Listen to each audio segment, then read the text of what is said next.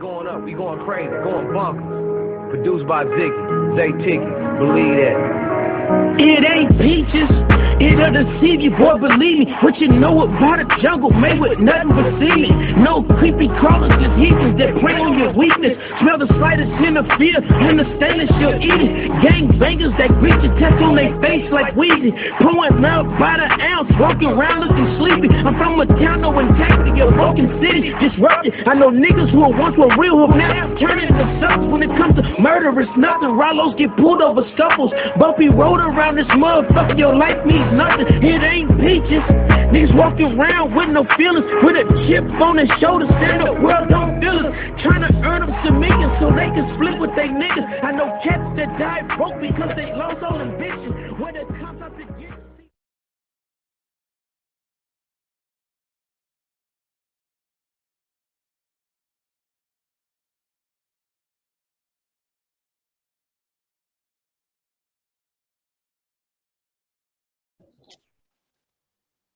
Welcome back to another exclusive More to Live For interview. We're still on the West Coast, man. Check me out.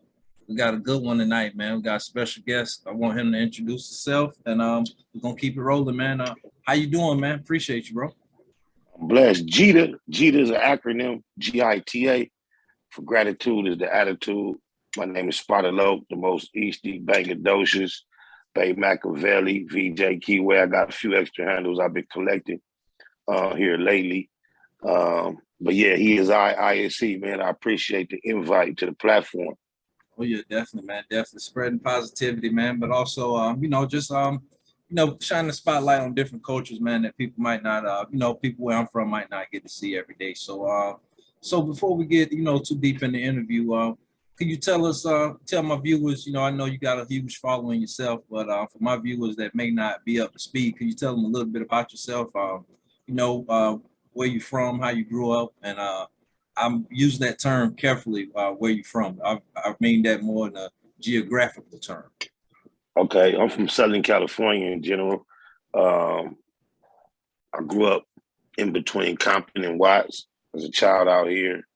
I'm a former member of the East Coast Crip Gang. I'm also an artist, actor. I guess now I can also say a YouTube personality. I just recently launched a brand new podcast on all your podcast streaming platforms. Kind of ironic. My very first guest on my very first episode is ODM Slim. I saw the work you did with him. I like your content, what you guys covered. Shout out to the homie Neighborhood to the Neighborhood. The title of that podcast is Facts Over Feelings. It's available on anywhere you stream your podcast. I also stepped into the CEO role recently. I have an artist by the name of Blue Smurf, and he got a project we're preparing currently by the title of 2 M's, Music and Money. I'm a father of 6, grandfather of 1. I'm a longshoreman. You can research that if that's a curious word to you. Google it. I do that as far as income as well. And I'm just blessed, man. I've lived a pretty eventful life up until this point. Got to travel quite a bit, see quite a few of my dreams come true, and I'm just happy to be alive. Oh yeah, definitely, man. Plenty of millions of people happy that you're alive as well, bro. Definitely, man. Thank you, bro. Definitely, man. So could you tell me a little bit about your upbringing, and did you get was it something about your upbringing that led you to the music? Was it my upbringing in the most simplest form was I was my single mother's only son. However, my father, who was married to my other mother, that's how I refer to my stepmother. But my other mother,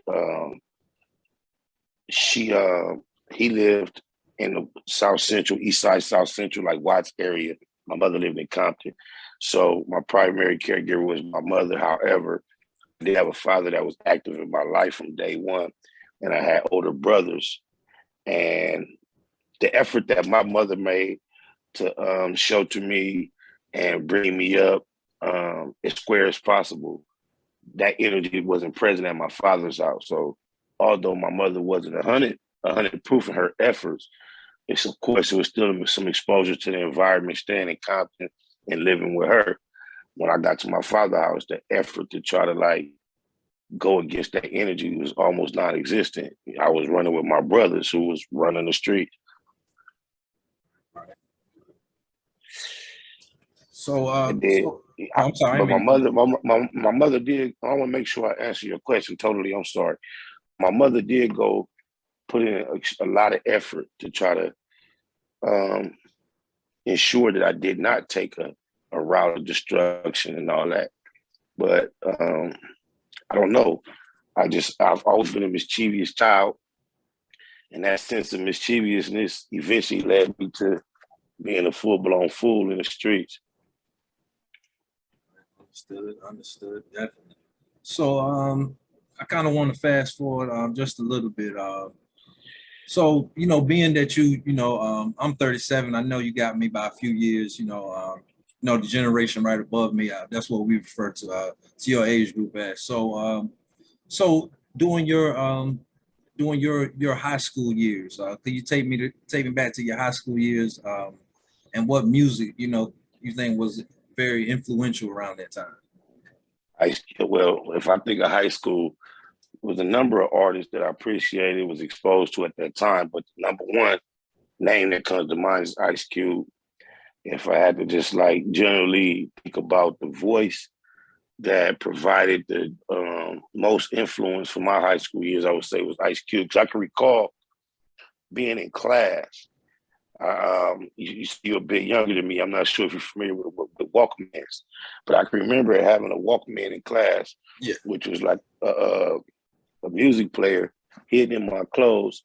I used to run the wire in my sleeve and had a little thing in class like this, listening to the Ice Cube tape from the day it come out. And I remember it seemed like it wouldn't be a week before I know his album by heart, unintentionally.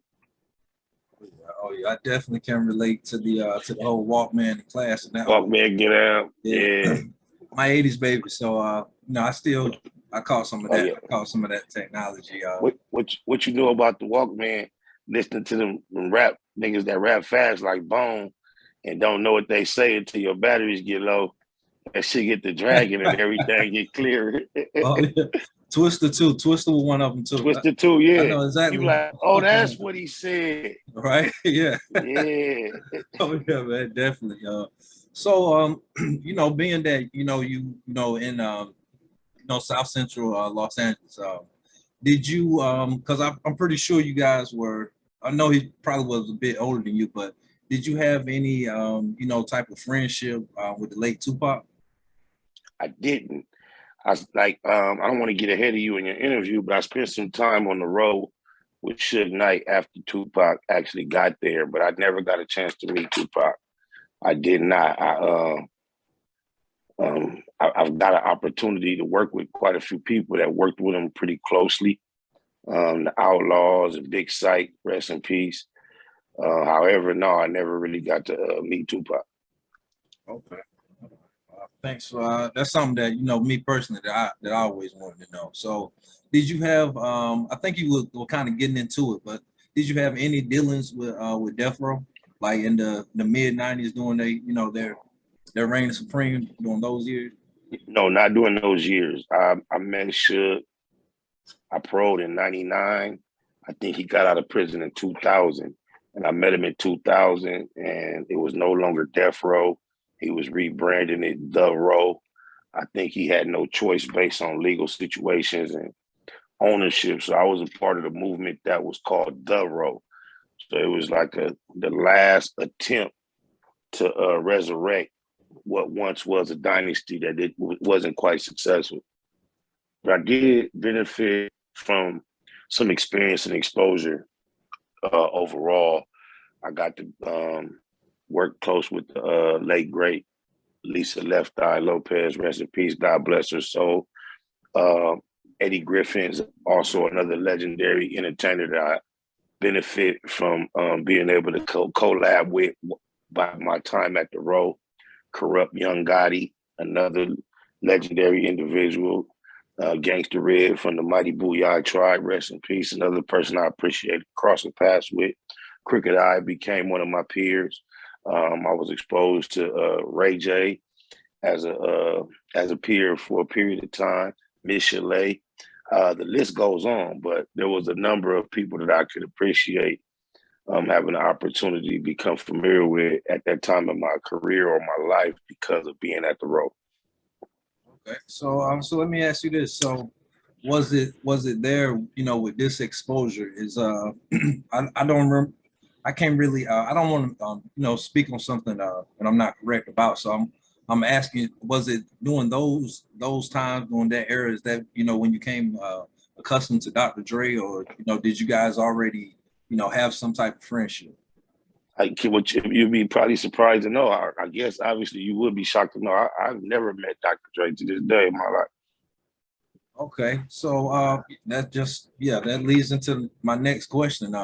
So I was thinking that maybe you had some type of dealings with Dr. Dre, to end up on G Unit. No, it's ironic enough. At the time I met 50. I was approached by an individual by the name of Angelo, who was an A&R for Dr. Dre. And he did spend some time communicating with me on behalf of Dr. Dre once 50 had already expressed interest. However, this was early on, and once 50 got wind of me having those communications, he made it his business to shut it down and let me know what we discussed doing was locked in. Word is bond. It was gonna happen. Basically, you got a deal. No need to be entertaining any other. And I bet that communication basically ceased with Angelo and Dr. Dre, and I proceeded with the whole little process of what 50 had on the table. This something. The day of the Vibe Awards, when Dr. Dre got rushed, my table that I was sitting at was right next to his table. And I kind of like, at that moment in my life, was like, just assuming that at the end of this award show, at some point throughout this evening, it's gonna be my opportunity to meet Dre. And then the whole chaos broke out, and that didn't happen. Never got nowhere near at that time. I remember one time Young Buck was out here, Buck Jenner, in California, and he was going to a recording session with Dr. Dre, and I was following him. And before we got to the studio, Buck called from the vehicle he was in to the vehicle I was in, and like told me it wasn't cool for me to make the trip.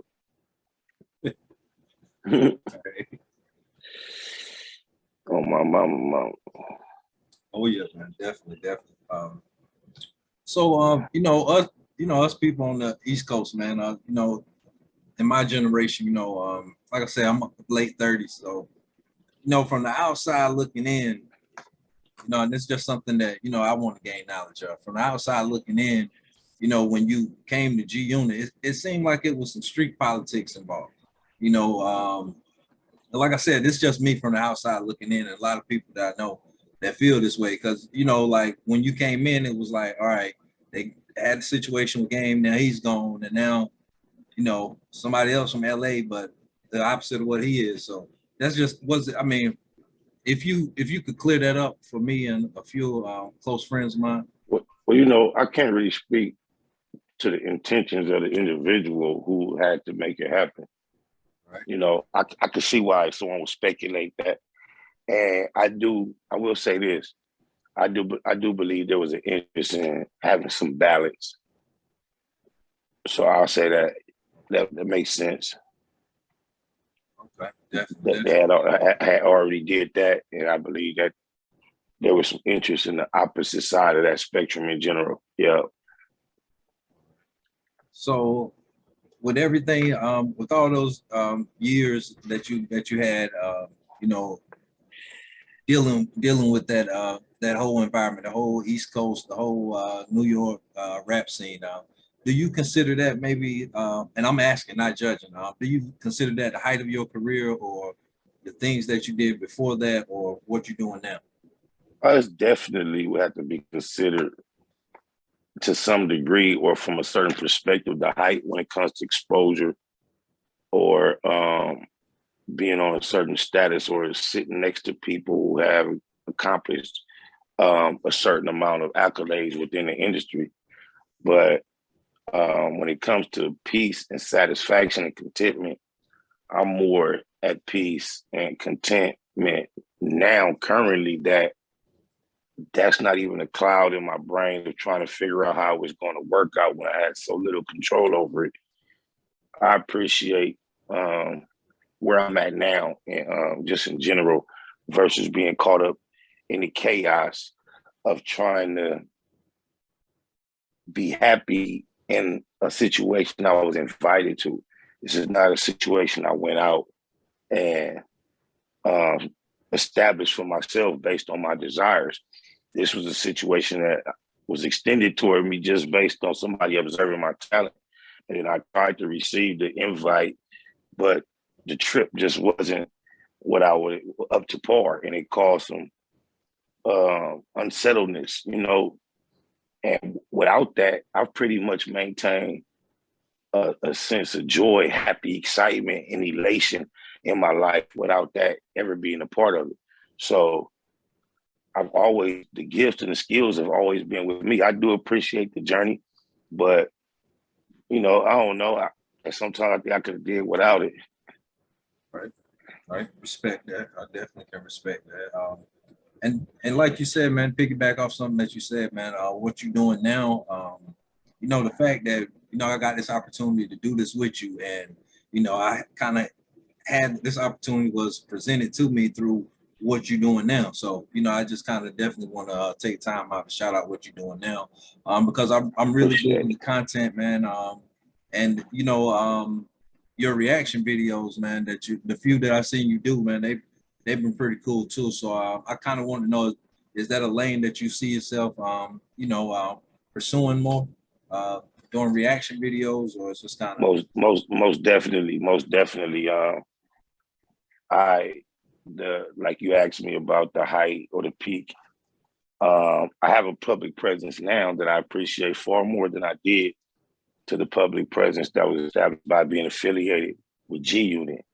When I move around and go out and about these days, I seem like I get more recognition than I did as an artist signed to a label.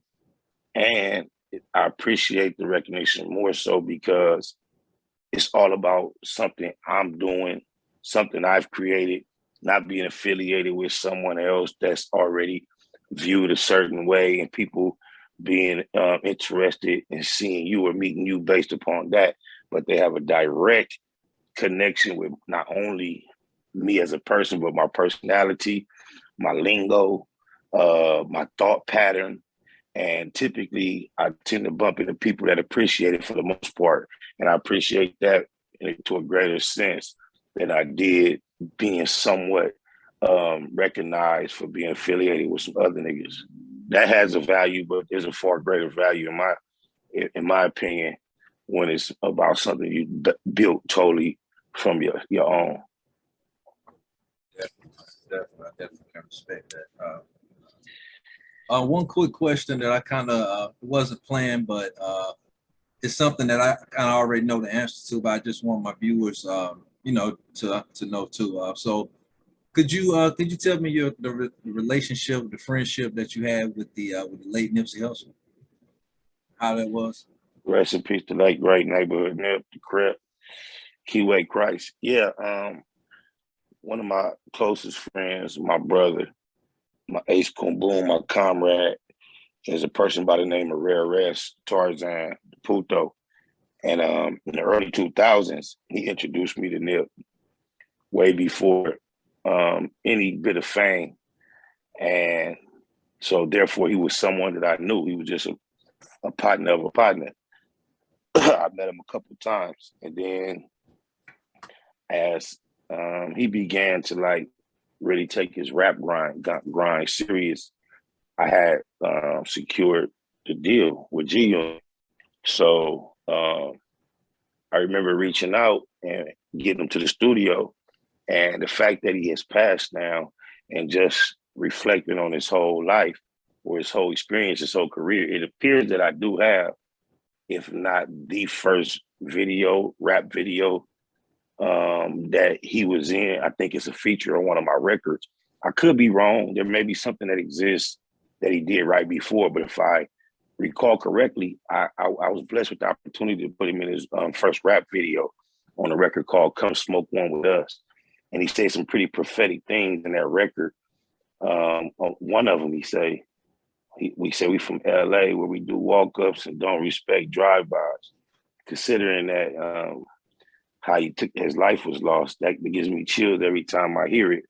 And, you know, our relationship lasted until he died. From then, the level of our closeness was in and out based on the fact that as he became more and more involved in the industry, I had embarked on a hiatus. So there was kind of like a gap in me being affiliated with a lot of things that he was moving. But once I jumped back in the game, we got the collabing again. And I'm also blessed to have some of the very latest footage of him before he passed. He and I communing one with another, thanks to Rare S, Tarzan, the Puto, the one who introduced me to him way back then,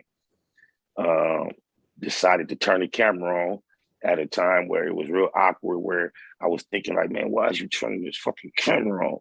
It was Nipsey brand new studio. We had the VIP invite. It wasn't even finished being built yet. And only a nigga from Watts had to, you know, turn the camera on. And I'm just so grateful that he did turn it on. And I got some very special footage of me just politicking, breaking bread with Neighborhood Nip just a week before he passed, and kind of like puts in a box, a package for the Come Smoke One with Us video, when very first video. And then I got some of the latest video. He has straight face with no hair on it, and Come Smoke One With Us. And then in that final footage where we chilling, he got the long beard. And right before he passed, he gave me a record too, entitled Count On You. And it mean a lot to me, but that's my homie. I love Cuz. That's what's up, man. Definitely rest in peace, man. Definitely rest in peace to the late Nipsey Hussle, man. I kind of just wanted to touch on that, man. And I definitely don't want to, to get you, get emotions involved. I mean, we definitely understood, but I kind of wanted to the marathon continue. Yeah, definitely the marathon continue. And speaking of that, I like what you did with the. I don't want to say it wrong, but the marijuana-thon. I like how you incorporated that into a lot of the marijuana-thon continues. You said it perfect. Oh yeah. I like how you incorporated that into, a lot of your business, and it's just keeping his memory alive. And yeah, I really dig that. I definitely noticed that. One thing before we get up out of here, man, I think this interview's been dope. But one thing I did want to ask you personally is I know the motivation behind it, but can you take us back to the creative process of making the song Bluetiful? Oh man, you know what? I want to salute you. That's an excellent question. I had no idea what you was about to ask me. I think the view that I'm providing from my side of this conversation is quite beautiful at the moment. If you just look at the ambiance of the lights and then you ask that question, the word got to keep it a Google. The word actually was given to me by somebody else, Crooked Eye, while we were at the Row. Came in the studio one day and just was giggling, and my ear was like over my shoulder, was like, got a word for you. He was like, I can't really use it, Bluetiful. And it was just something I put in my memory bank. That was like, that's dope. And then years later, while I was signed to GU, and I remember being in the airport, and I could remember seeing a whole bunch of blue seats, and it just caused me to just, for some reason in my sidekick, I just jotted down like 4 to 6 bars about some blue shit. Then a couple of days, probably just a couple of more bars came. And then one regular day, I was at the studio at the Red Room. How ironic is that? But the Red Room did eventually inspire the Blue Room. But my partner, E-Rock from the Riffs, who actually is a white boy from New York, he's the producer of Bluetiful. We was in the studio, he was just going through beats.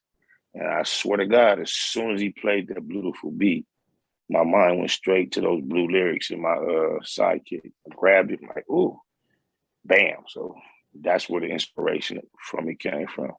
It was that simple, that organic, just like that. Oh yeah, man, definitely. That's what's up, man. I definitely wanted to tap into that, man, because I definitely think that's a dope song, and I knew it was a, a creative genius process behind that, behind the making of that Thank song, you. man. Yeah, that was one, the process I can't remember. I can't even, like, you would have picked another song, perhaps couldn't even give you a history on it like that. But that's one I'll never forget. The way the world reacted, I appreciate that. It's a form of a Grammy to me. In my experience, it's evident that the label that I was affiliated with did not service me properly. If I could only let you know the game plan that the CEO told me he had to follow up the record with that he never put in motion, one can only imagine, the potential. But then the creator, the universe is so kind to bring confirmation to one's experience to allow Crayola years later to jump into the Blutiful campaign, just to lend credence to the influential nature of the spirit of the creativity of even doing Blutiful, and letting one who is a very successful entrepreneur, investor, what have you, just in the back of his mind realize Crayola kind of like told him, yeah, you fumble one, buddy. You feel me? Yeah, that was a very corporate sense of confirmation when Crayola went so hard with a Blutiful campaign. That was like, wow. Oh yeah, I think I remember seeing one of your blogs about that. Yeah, the big crayons, the big box that used to be jealous of that the spoiled kids had. We had the 8-pack, and then some kids had that big one with the pencil sharpener. 64, yeah. All right. Yeah, the 64-pack. So for years, that box apparently contains certain colors. So the whole shit is they took a color out called Dandelion Yellow and replaced it with a color called Blue. Oh, yeah, that's man shit. Definitely, man. So listen, before we get out of here, something that I want you to explain to my viewers here on the East Coast, and in the South of North Carolina. I do understand that there is a big difference between an active gang banger and a gang member. So could you explain the difference to my viewers so they can understand from someone who's lived both lives? Well, the term gang member can have quite a few different specific definitions. You don't fit in one category. Gang banger, active gang banger, I think kind of speaks for itself as somebody who's fully involved with all this shit and functioning. When it comes to people who say, I was formerly a gang banger, but now I'm a gang member, that typically indicates someone who is still affiliated with the hood to some degree. They do not get themselves involved in much activity. However, they still subject themselves to certain sense of a code that they're going to abide by, an honor that is like evolved in the whole environment. They still are tapped into the comings and goings. You might catch them at a function. However, when they say I'm a member and not a banger, they basically let you know when they're not tripping on no enemies when they see them. It's like, but they still got love for the homies. Definitely, man. I definitely want to thank you for clearing that up, and just to let people know there is a difference, man. Because I definitely think that the whole world is addicted to the LA culture, man. So that's just from the outside looking in, and I'm pretty sure you in the inside looking out, you can see it for yourself. So that's what I'm trying to educate the people. I humbly acknowledge that. Sometimes when you speak it, you find all kind of people that come and they get in their feelings and want to disagree and debate. However, I respect you for being not from here and being honest enough to say that. But yeah, I think it's pretty obvious on the influence, and it is what it is. Definitely, man. So I think this been a great interview, man. I know you definitely a busy individual, blew everything. Blue everything. It's a beautiful world, man. It's a beautiful world. Even the ashtray blue. Dig eyes. Definitely what I'm talking. Quick question before we get up out of here, man. What can we find some of that exclusive merch at? Baymac Streetwear. BaymacStreetwear.com is where you can get the merch. If you see me on any video in any Baymac clothing and you go to the website and you don't see what you're looking for, all you have to do is send a private message, screenshot the item that you're looking for. To be honest with you, it's a very humble effort at the moment. And the designer, he makes a lot of one-offs just so I can have a variety. And we don't have a whole bunch of everything in stock, but anything that you definitely see me in that you would like to have, you just take a screenshot, send a private message, and someone will get at you and get it to you. BaymacStreetwear.com. Oh yeah, man, definitely appreciate it, man, because all that merch definitely is fresh, and I've been following you for a while now, so definitely Appreciate it. for sure, man. Appreciate it. I want to once again, man, thank you again for doing this for me, man. I think Thank you, man. I checked out your interviews. I know you call yourself up and coming, man, but I'd rather describe it as well on your way, man. Your shit is real crispy, clean, quality. You conduct yourself, your interviews very professionally, very respectful. Stick to that energy that got you right where you at, bro. I appreciate it. I ain't gonna change. I definitely ain't gonna change. Yeah. But definitely, man, shout out to you and your whole team, man. Everything you stand for, man. All the good stuff you're doing in the community. Everybody see it. I ain't the only one watching. So keep winning. And I'm gonna wrap things up right here. This is another exclusive More to Live For interview. Reminding you. More to live for. More to live for. Oh yeah, I got a blue SBI one Most for you. I need that. More to live for, man. Less the fake for. Stay about it. Be about your marijuana thon at all costs. Gratitude is the attitude. Oh yeah, definitely. Peace and blessings to all. Thanks for watching. For Dev Doe.